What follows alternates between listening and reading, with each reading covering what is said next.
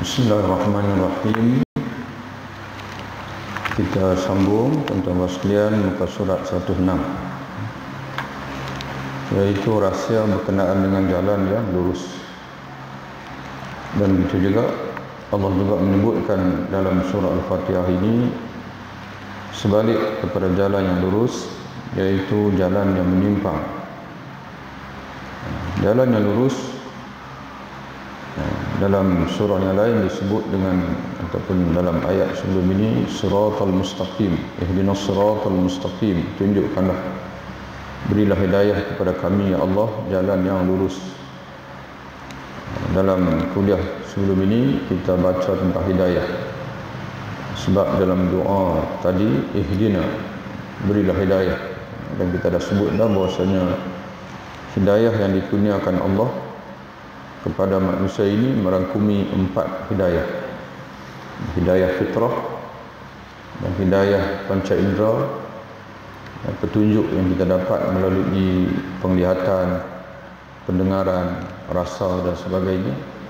Yang ketiga hidayah akal, dan petunjuk yang kita dapat melalui pemikiran, melalui renungan akal. Dan kemudian hidayah yang keempat, hidayah wahyu, petunjuk yang kita dapat melalui Al-Quran dan juga Sunnah wahyu yang disampaikan oleh Allah melalui Rasulullah SAW. Dan yang kelima, hidayah taufik. Jadi kalau tak dapat yang ujung, Allah tidak beri taufik, tidak memberi kesedaran pada hati kita, tak akan guna semua hidayah. Jadi sebab itu tuan-tuan sekalian, ramai orang dikurniakan ilmu tapi tidak mendapat taufik untuk beramal. Jadi menyebabkan dia jadi sombong.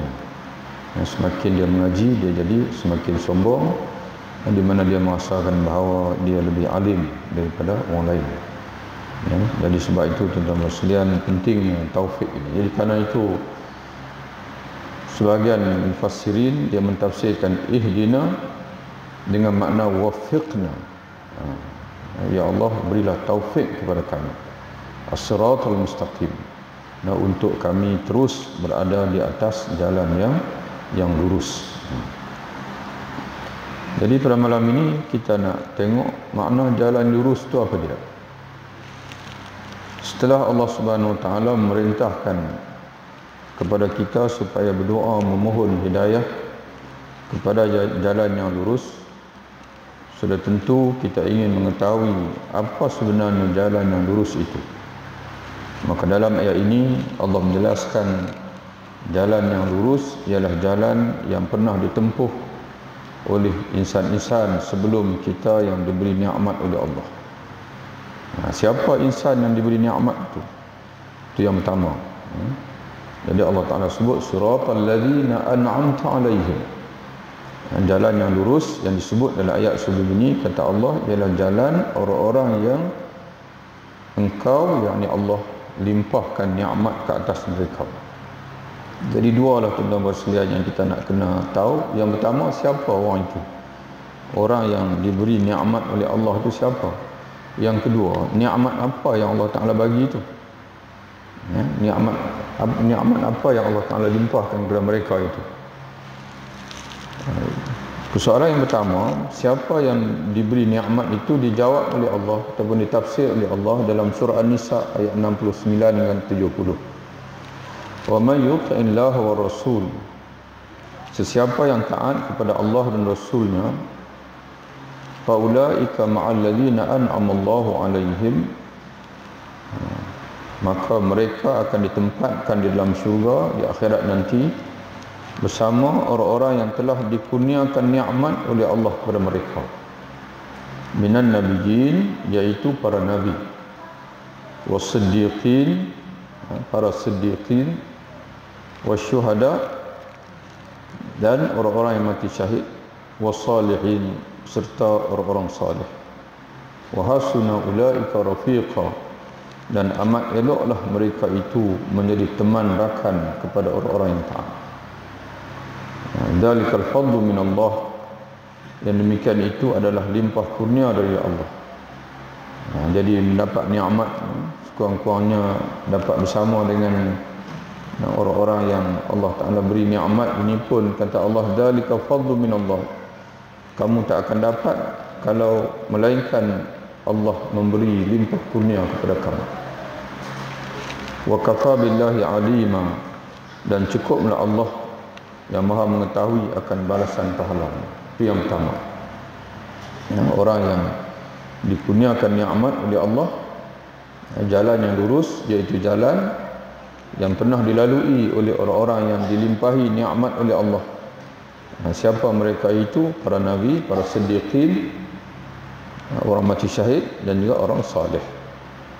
Jadi tuan-tuan dan sekalian, sekurang-kurangnya kita ini berada dalam yang keempat. Kerana yang tiga sebelum itu agak sukarlah bagi kita pada hari ini. Para nabi memang tamat dengan Nabi Muhammad SAW, dan kita hanya boleh menjadi pengikut nabi. Dan sudah tentu kita adalah pengikut Nabi akhir zaman, Nabi Muhammad SAW. Kemudian para siddiqin, iaitu para awliya Allah as-salihin yang berada di bawah martabat nabi-nabi. Itu pun sukarlah bagi kita. Para syuhada pun sukar juga, kerana para syuhada ini hanya diperolehi bagi orang yang ataupun oleh orang yang mati syahid di medan peperangan. Maka ada peluang untuk kita, iaitu as-salihin, orang-orang yang saleh. Kemudian tuan-tuan dan sekalian, jalan manusia yang diridai oleh Allah. Jalan apakah yang telah dilalui oleh manusia-manusia yang diridai oleh Allah itu, iaitu para nabi, para siddiqin, para syuhada dan juga as-salihin, sehingga dia ini Allah memilih mereka untuk diberi nikmat itu. Dan apakah bentuk nikmat itu sehingga Allah menyebutnya secara khusus untuk mereka. Jalan yang mereka lalui itu ialah jalan yang terang lagi nyata, yang menyampaikan mereka kepada Allah, kepada syurga Allah, dan jalan yang membawa mereka mengenali yang hak dan beramal dengan yang hak. Itu jalan yang lurus. Jalan yang lurus, jalan yang menyampaikan manusia kepada Allah. Bila sampai kepada Allah, akan sampai kepada syurga Allah. Dia panggil at-tariq al-muwassil ila Allah. Itu jalan yang lurus. Seumpama tuan-tuan sekalian, bila kita bermusafir menuju ke satu tempat, bila kita berada di jalan yang lurus, walaupun perjalanan kita lambat, tapi tetap akan sampai. Tapi kalau kita tidak melalui jalan lurus, cepat pun tak akan sampai. Sebagai contoh, kita nak bermusafir, dalam kepala kita ni tempat tuju kita Kuala Lumpur. Jadi bila tuan-tuan turun ke arah selatan, yang ke arah, dipanggil ke arah selatan, maka akan sampailah, walaupun tuan-tuan jalan kaki. Begitulah tuan-tuan sekalian, bila kita baca tentang as-siratal mustaqim, as-sirat, bila nak lalu as-sirat itu kena ada cahaya. Kena ada cahaya Quran, cahaya iman. Walaupun ada cahaya sedikit, dia tak akan jatuh. Dia akan nampak jalan, dia akan berakhir dengan syurga. Tapi kalau tidak ada cahaya kelam, orang kafir mula-mula naik pun dah tak ada cahaya dah. Naik saja atas titian itu terus jatuh. Orang munafik peringkat mula ada cahaya, tapi di tengah perjalanan cahaya padam. Lalu mereka berkata kepada orang beriman, unzuruna naqtabis min nurikum, tunggulah kami nak pinjam, nak tumpang cahaya kamu. Lalu orang beriman kata, kembali kamu ke belakang kamu, faltamisu nura, irji'u wara'akum faltamisu nura, balik ke belakang kamu, ambil cahaya di sana. Nak tumpang-tumpang tak boleh. Jadi kata sebagian mufassir, balik ke sana tu balik ke mana? Balik semula ke dunia. Kerana cahaya yang diperolehi oleh manusia di akhirat, sama ada di mahsyar di mana Nabi SAW mengenali kita dengan cahaya yang ada pada kepala kita, muka kita, tangan, kaki kita, daripada wuduk, yang daripada wuduk kita, itu cahaya yang berada di mahsyar. Nabi kenal kita, umat dia tu daripada cahaya yang ada pada kepala, muka, mana anggota wuduk kita, ataupun cahaya yang dilalui oleh manusia di atas sirat, semuanya berpangkal daripada cahaya yang mereka dapat di dunia, iaitu cahaya iman, cahaya Islam, cahaya Quran, cahaya Nabi Muhammad SAW. Jadi sebab itu tuan-tuan sekalian, bila kita ada cahaya, kita mati pun dalam cahaya itu, maka kita bangkit pun ada cahaya. Sebab itu orang beriman kata, patah balik ke belakang, cari, ambil cahaya di sana. Kata sebagian mufassir, iaitu balik ke dunia, ambil cahaya di dunia. Kerana cahaya yang ada di sini adalah cahaya penerusan daripada di dunia. Tuan-tuan sekalian, nak balik ke dunia macam mana lagi? Dunia pun dah tak ada, dah kiamat. Nak balik ke dunia macam mana? Dunia pun sudah tidak ada, dah kiamat. Jadi sebab itu tuan-tuan sekalian, pentingnya cahaya ini. Jadi bila tuan-tuan jalan yang lurus akan sampai. Tapi kalau tuan-tuan nak pergi Kuala Lumpur, tapi silap ambil jalan, patah ke belakang, pergi ke arah Thailand, sampai bila tak akan sampai. Kecuali kalau ada Allah Ta'ala kesian kat kita, Allah suruh ada orang bagi tahu kita, kamu dah silap jalan. Walaupun kita dah naik lama sampai ke Hatnyai, dah ke mana hala tu, tapi ada orang bagi tahu kita, kamu silap. Nak pergi Kuala Lumpur, belah sana, kita patah balik. Alhamdulillah. Sebab itu ada orang daripada awal lagi dia berada di jalan yang lurus. Itu as-sabiqun. Ini as-sabiqun, as-sabiqun. Daripada awal lagi dia berada di jalan lurus, sama ada iman atau amal. Ada orang tuan-tuan sekalian di peringkat awal dia berada di jalan yang menyimpang, tapi di tengah perjalanan Allah Ta'ala bagi hidayah dekat dia, berada jalan lurus. Itu ashabul yamin. Ashabul yamin atau ashabul maimanah. Tapi ada orang dia awal, tengah, hujung, bahkan dia mati di atas kesesatan. Itu ashabul masy'amah, golongan kiri kata ulama dalam tafsir. Jadi pentingnya tuan-tuan sekalian jalan yang lurus ini. Jalan ini tidak lain adalah jalan agama Allah, yakni Islam, di mana sumbernya ialah wahyunya. Dan pada hari ini Al-Quran dan As-Sunnah. Kalau umat-umat yang terdahulu, tuan-tuan sekalian, dia ada kitab dia sendirilah. Kalau umat Nabi Musa AS, kitab Taurat, Sunnah Nabi Musa. Kalau umat Nabi Isa, kitab Injil dan juga Sunnah Nabi Isa AS. Tapi kita pada ini, jalan yang lurus ini, iaitulah jalan Islam, yang mana sumbernya adalah Al-Quran dan juga Sunnah Nabi kita Muhammad SAW. Jalan inilah yang diperintahkan Allah agar manusia melaluinya dengan meninggalkan jalan-jalan yang lain, sebagaimana firman Allah, wa anna hadza sirati mustaqiman fattabi'uhu wa la tattabi'us subula fatafarraqa bikum an sabilih dzalikum wasaqum bihi la'allakum tattaqun. Dan bahawa sesungguhnya inilah jalanku. Allah Ta'ala suruh Rasulullah beritahu, inilah jalanku, yakni Islam, yang betul lurus, maka hendaklah kamu menurutnya, dan janganlah kamu menurut jalan-jalan yang lain dari Islam, karena jalan-jalan yang lain itu mencerai-beraikan kamu dari jalan Allah. Dengan yang demikian itulah Allah memerintahkan kamu supaya bertakwa.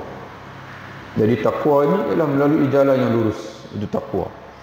Jadi sebab itu tuan-tuan sekalian, punca umat hari ini bercerai-berai ini, Allah Ta'ala dah sebut dah 1400 tahun dulu.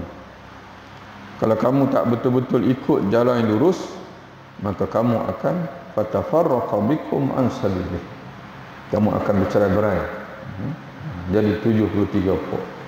Padahal Quran satu, hadis pun satu, Allah pun sama, la ilaha illallah Muhammadur Rasulullah. Tapi macam mana boleh jadi sampai 73 pokok? Sebab tuan-tuan sekalian tidak ikut jalan lurus. Jadi sebab itu tuan-tuan sekalian, tujuan kita mengaji ini mesti betulkan niat. Bukan kerana kita nak cerita dekat orang kata kita alim, kita banyak ilmu, tidak. Kita nak pastikan apakah kita ini benar-benar berada di atas jalan Islam, yang jalan lurus. Jadi sebab itu kita kena mengaji sama macam orang dulu mengaji. Jangan duk kira nak mengaji benda-benda yang luar biasa. Dan mengaji kitab yang sama. Dan ulama-ulama ni tuan-tuan sekalian, Allah Ta'ala dah bagi dekat kita ni ulama yang mu'tamad, yang dulu, yang diiktiraf sepanjang zaman. Imam-imam mazhab 4. Kalau dulu atas daripada tu lagi sahabat-sahabat dah, tuan-tuan sekalian, kita semua kenal para sahabat ni. Dan tidak ada yang tak kenal tuan-tuan sekalian. Abu Bakar, Omar, Ali. Dan begitu juga selepas itu turun kepada tabi'in, Hasan al-Basri, kemudian Ibn Sirin, ada tabi'in, Mujahid, kalau segi tafsir, Imam Mujahid, Imam Atta dan sebagainya, kemudian imam-imam mazhab. Kemudian turun lagi tuan-tuan sekalian, berjumpa lagi Imam Nawawi bagi kita mazhab Syafi'i, kemudian Imam Al-Ghazali, Imam Ibn Hajar, imam-imam itulah tuan-tuan sekalian. Kita mengaji agama kena bagi sama dengan mereka. Kerana zaman hari ini tuan-tuan sekalian, ada setengah orang ni dia suka cerita dekat kita ni benda-benda yang baru, yang menyalahi ulama yang terdahulu. Jadi sebab itu kitab pun tuan-tuan kena mengaji kitab yang sama orang dulu mengaji. Kitab-kitab yang biasa-biasa ni dia tambahan-tambahan saja. Dan nak baca buku pun kena tengok penulis. Penulis yang dikenali, jangan baca sebarangan. Silap-silap baca pula buku Syiah. Jadilah Syiah sat tuan-tuan sekalian. Google, salah satu ustaz yang terkenal zaman hari ini ustaz Google. Sehingga kan orang dia nak cari masalah agama dia Google. Tu lagi bahayalah. Ikut dan lah tuan-tuan sekalian. Dia tak boleh. Agama ni tuan-tuan sekalian mesti dipelajari daripada orang yang siqah, orang yang dipercayai, sebagaimana pesanan Imam Ibn Sirin rahimahullah dalam satu ungkapan dia, kata dia, al-ilmu dinun fanzuru amman ta'khudhu dinakum. Ilmu agama itu, walaupun dia rujuk itu hadis, kamu nak ambil hadis ini kerana zaman dia tuan-tuan sekalian ada orang yang suka mereka-reka hadis. Jadi sebab itu dia sebagai seorang ahli hadis, dia peringatkan oleh kerana wujud orang yang menyandarkan suatu kepalsuan kepada Nabi SAW, kena berhati-hati. Kerana ilmu agama ni adalah agama itu sendiri. Fanzuru amman ta'khudhu dinakum, maka hendaklah kamu memerhati daripada siapa kamu mengambil agama kamu. Silap ambil ilmu agama, maka silap agama. Bila silap agama tuan-tuan sekalian, kita tidak beragama. Kita buat itu atas nama agama tapi silap, maka Allah Ta'ala akan kata dekat kita, aku tidak pernah mengajar begitu pun. Rasul yang aku utuskan kepada kamu tidak pernah menyampaikan kepada kamu, jadi kamu mengaji daripada mana? Jadi sebab itu tuan-tuan sekalian, kena ilmu ni mesti diambil daripada ulama-ulama yang siqah. Dan ustaz-ustaz pun dia kena tengok pandangan-pandangan daripada ulama-ulama yang muktabar, yang dinaqal daripada kitab-kitab yang muktabar. Kemudian nikmat Allah, nikmat apa yang Allah Ta'ala bagi pada manusia yang direda tadi ni, yang Allah Ta'ala limpahkan kepada nabi-nabi, para siddiqin, syuhada as-salihin ini. Nikmat apa itu? Nikmat yang dikurniakan Allah kepada mereka ialah dapat masuki syurga dan memperolehi apa yang dijanjikan Allah untuk mereka. Sebelum itu nikmat yang tak janjikan. Nikmat yang tak janjikan itu ialah nikmat syurga. Dan sebelum nikmat itu, semasa di dunia terlebih dahulu Allah mengurniakan kepada mereka hidayah. Di mana dengan hidayah itu mereka mendapat keredaan Allah, dan dengan keredaan itu mereka memperolehi syurga. Jadi tigalah tuan-tuan sekalian nikmat yang Allah Ta'ala limpahkan di akhirat. Di akhirat iaitu syurga, di dunia ini hidayah. Dan dengan hidayah itu mereka beramal dengan amalan-amalan yang diredai oleh Allah. Dan apabila mereka beramal dengan amalan yang diredai oleh Allah Subhanahu wa taala, maka di akhirat Allah Ta'ala hadiahkan syurga untuk mereka. Maka itulah yang disebut oleh Allah dalam ayat surah Al-Hajj. Kedua-dua nikmat ini Allah Ta'ala sebut dalam surah Al-Hajj yang dibawa dalam kitab kita ini. Inna Allah yudkhilul ladhina amanu wa amilus salihati jannatin tajri min tahtiha al-anhar yuhallawna fiha min asawira min zahabin wa lu'lu'ah wa libasuhum fiha harir wa hudu ila tayyibi minal qawli wa hudu ila siratil hamid. Sesungguhnya Allah akan masukkan orang-orang yang beriman dan beramal saleh ke dalam syurga yang mengalir padanya beberapa sungai. Orang beriman merangkumi nabi-nabi, merangkumi siddiqin, orang mati syahid dan orang salihin. Allah akan masukkan mereka dalam syurga yang mengalir di bawahnya sungai-sungai. Mereka dihiaskan di dalam syurga itu dengan gelang-gelang emas dan mutiara, dan pakaian mereka dalam syurga itu dari sutera. Dan di dunia dahulu, di dunia, maknanya tadi di syurga, di dunia dulu sebelum mereka dimasukkan Allah dalam syurga, ketika di dunia mereka wahudu, diberi hidayah, diberi petunjuk, diberi petunjuk ila tayyibi minal qaul, kepada kalimah yang baik, iaitu la ilaha illallah. Wahudu, dan diberi petunjuk ila siratil hamid, ke jalan Allah yang amat terpuji. Itu tuan-tuan sekalian, nikmat dua atau tiga nikmat yang Allah Ta'ala limpahkan. Jalan yang lurus, iaitu jalan orang-orang yang dilimpahi nikmat oleh Allah. Siapa mereka? Nabi-nabi, as-siddiqin, as-syuhada, as-salihin. Nikmat apa yang Allah Ta'ala limpah kepada mereka itu? Nikmat di dunia ini iaitu hidayah. Allah Ta'ala bagi hidayah kepada la ilaha illallah, dan juga jalan yang lurus. Dan di akhirat Allah Ta'ala beri nikmat surga. Itu tuan-tuan oleh Allah Ta'ala sekalian. Kemudian tuan-tuan sekalian, terus pada muka surat 112 kita melihat pula orang yang menyimpang dari jalan yang lurus. Ghairil maghdubi alaihim waladdallin.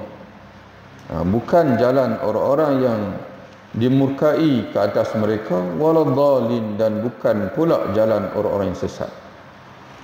Sebalik kepada jalan orang-orang yang diberi nikmat itu ialah orang yang dimurkai Allah dan juga orang-orang yang sesat. Jelas kepada kita bahawa golongan yang menyimpang dari jalan yang lurus ada dua kategori. Yang pertama, yang dimurkai oleh Allah. Siapa ni tuan-tuan sekalian? Orang yang dimurkai oleh Allah. Dan siapa pula orang yang sesat? Kata orang ulama, orang yang dimurkai oleh Allah ialah orang yang menentang agama Allah sekalipun mengetahui kebenaran dia. Tahu agama yang benar tapi dia lawan. Contoh bagi golongan ini ialah orang-orang Yahudi, di mana mereka menolak dari beriman dengan Nabi Muhammad dan wahyu yang sallallahu alaihi wasallam, dan wahyu yang disampaikannya, walaupun mereka sebenarnya telah mengetahui kebenarannya melalui kitab Taurat dan perkhabaran nabi-nabi yang terdahulu. Dah tahu benda betul tapi tak ikut. Itu al-maghdubi alaihim. Orang yang sesat pula iaitu golongan yang tidak mendapat petunjuk Allah, yang tidak mendapat petunjuk Allah Subhanahu wa Ta'ala, sehingga mereka terus menerus berada dalam kesesatan, dalam keadaan mereka tidak menyedari mereka sesat. Mana tak tahu. Yahudi tadi tahu bahawa Nabi Muhammad itu betul, tapi keegoan dia panggil, sombong. Jadi sebab itu dalam hadis Nabi SAW menyebutkan tidak akan masuk surga orang yang dalam hatinya ada sombong. Dan Nabi sebut dua jenis sombong ni. Yang pertama Nabi kata batrul haqqi, orang yang menolak kebenaran. Itu sombong ni bukan sombong jenis angkat diri, itu nombor dua.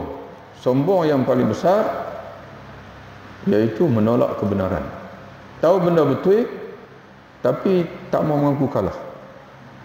Dan sombong itu adalah sombong iblis. Tuan-tuan sekalian, rasa-rasanya boleh tak kita buat kesimpulan bahwasanya iblis ini dia tak kenal Tuhan? Mustahil, tuan-tuan sekalian, sebab dia bukan asal sesat. Dia asalnya dia orang beriman, tapi dia tak mau mengaku kalah dengan Adam AS. Dia sombong dia. Ataupun kita sebut dalam bahasa Melayu kata bodoh sombong. Kalau jahil, tuan-tuan sekalian, tak sombong, insya-Allah dapat ilmu. Tapi kalau jahil, bodoh sombong, jahil tapi duk berasa kata reti, menyebabkan tak mengaji lah, dia tak akan mengaji, itu dia panggil bodoh sombong, jahil murakkab. Jadi sebab itu tuan-tuan sekalian, Nabi Adam AS dia satu peringkat, dia sama dengan iblis. Mana dari segi kita kata perbuatan lah, iblis dia enggan mematuhi perintah Allah, iaitu sujud pada Nabi Adam AS.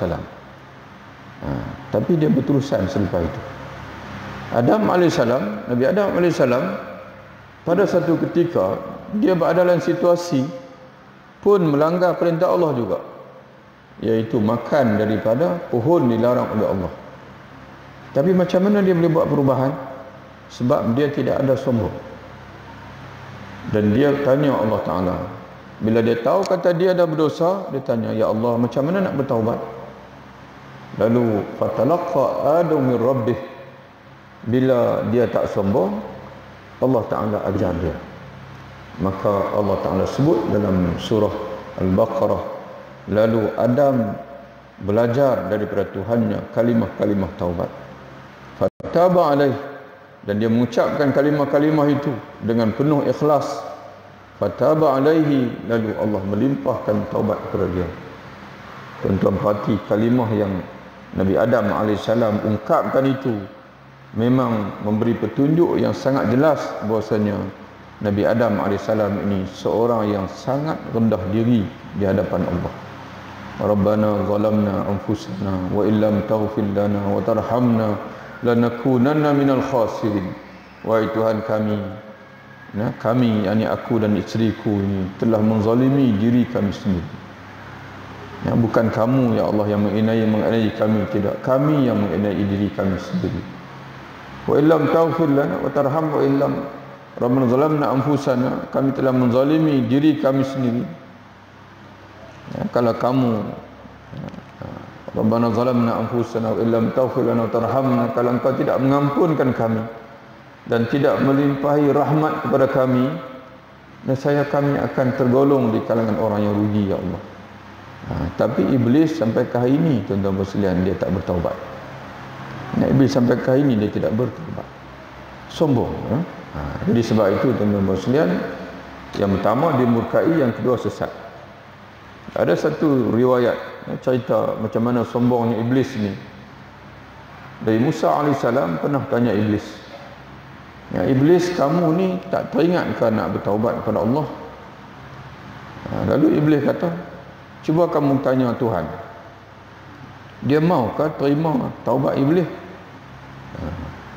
Dia suruh Nabi Musa tanya Allah Ta'ala, kalau iblis bertaubat, dia mau terima ke? Lalu Nabi Musa tanya Allah, ya Allah, iblis bertanya, kalau dia bertaubat, apakah kamu akan terima? Allah Ta'ala kata, ya, aku akan terima, tapi dia kena buat apa yang dia tak mau buat dulu. Memang taubat begitulah, tuan-tuan sekalian. Kalau kita melakukan dosa kerana meninggalkan perintah Allah, tak sembahyang, tanda taubat ialah kena sembahyang lah. Kalau duk main istighfar saja, astagfirullahalazim, astagfirullahalazim, sembahyang tak lagi, itu bukan taubat. Maka Nabi Musa AS pun sampaikan kepada iblis, wahai iblis, Allah Ta'ala kata kepada kamu, dia boleh terima taubat kamu, keampunan, permohonan ampun kamu bila-bila masa, tapi kamu kena sujud pada Adam. Sujud hormat, bukan sujud sembah. Iblis pun tahu, sebab dia tak jawab bila Allah Ta'ala kata hendaklah kamu sujud, usjudu. Dia tak jawab, dia tak kata, ya Allah, aku hanya sujud pada engkau saja, tak kata begitu. Bila Allah Ta'ala tanya, kenapa kamu tak mau sujud? Dia kata, aku lebih mulia daripada dia. Dia jawab itu. Jawapan dia itu pun dah menunjukkan kata dia sombong. Lalu Nabi Musa AS sampai, Iblis, Allah Ta'ala boleh terima, tapi kamu kena buat apa yang kamu enggan dulu, iaitu sujud pada Adam. Maka Iblis menjawab, kalau itulah syaratnya, tak minta ampun tak apa. Dia jawab begitu. Kalau itu syarat dia, biarlah. Aku tidak akan minta ampun. Jadi begitu tuan-tuan bersekalian, kesombongan Iblis. Berkata Imam Ibn Abi Hatim, tiada khilaf di kalangan ulama mengikut apa yang aku ketahui bahawa yang dimaksudkan dengan orang dimurkai itu ialah Yahudi dan yang sesat pula ialah Nasrani. Ini tuan-tuan bersekalian, tafsir dipanggil bil misal dipanggil. Bukan saja terhad pada orang Yahudi, setiapa saja yang tahu kebenaran tapi sombong, tidak mau akur dengan kebenaran, maka dia masuk dalam istilah al-maghdubi alaihim. Dan jika sekiranya dia tidak mau mencari ilmu dan membiarkan diri dalam kesesatan, maka dia masuk dalam ad-dhalin. Jadi sebab itu yang kita mohon daripada Allah Ta'ala itu ialah as-siratal mustaqim, siratal ladzina an'amta alaihim ghairil maghdubi alaihim waladdallin. Jadi alhamdulillah pada sekalian, selesai kita daripada buku ini, kitab ini, dan insya-Allah minggu depan kita tengok kitab lain pula. Dan mungkin kita mengaji fiqh pula kot. Kita mengaji fiqh tu malah. Mana kitab-kitab mana yang ada, kita putus cek lah. Asal hak cetak macam tak ada lah. Kita putus cek dan akan tolong putus cek untuk tuan-tuan lah, insya-Allah. Kita mengaji fiqh. Cuma ada satu yang baru Wana siapkan tulisan tentang sembahyang berjamaah. Hukum hakam sembahyang berjamaah mengikut mazhab Imam Syafi'i rahimahullah. Kalau tuan-tuan nak mengaji kitab tu pun boleh juga, tapi tengoklah nanti yang masing-masing tengok dengan beberapa orang tuan-tuan ni, insya-Allah kita. Wallahu a'lam bishawab. Assalamualaikum warahmatullahi wabarakatuh.